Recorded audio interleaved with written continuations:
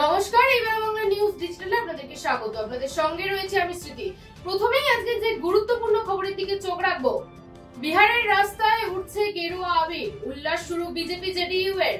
বিহারের নীতিশ ঝড়, উড়ে গেল আরজেডি কংগ্রেস বামেদের মহাজোট।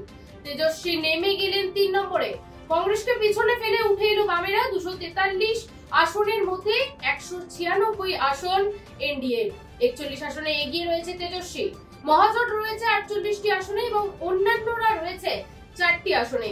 এবার আপনাদের দেখাবো এনডিএ শরিকরা তারা কতগুলি আসনে এগিয়ে রয়েছে।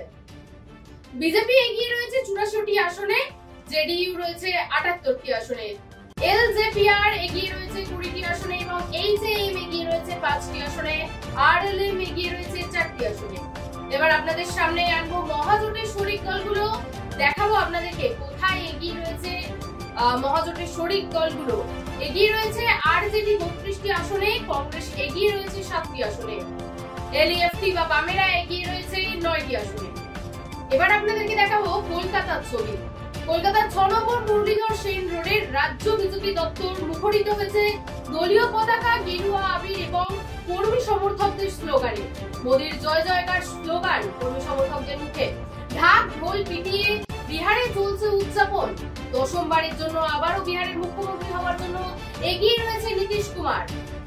ঢাক ঢোল মিষ্টি আতশবাজি জ্বালিয়ে চলছে সেখানে উদযাপন। বিহারে গেরুয়া ঝড়, এবার পালা বাংলার। এসআইআর দিয়ে শুদ্ধ ভোটার তালিকায় ভোট জিতবে বিজেপি, একদম চিন্তা করবেন না। বিহারে এসআইআর পরে ভোট হয়েছে।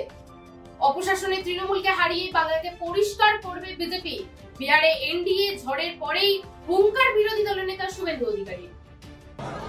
আমরা মোদীজি এবং নীতিশ কুমারের নেতৃত্বে এই মুহূর্তে এগিয়ে আছি 190টা আসনের কাছাকাছি। ব্যাপক ব্যাপক ব্যাপক গেরুয়া ঝড়।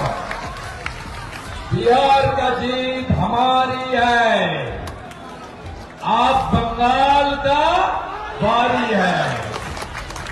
बिहार का जीत आप बंगाल का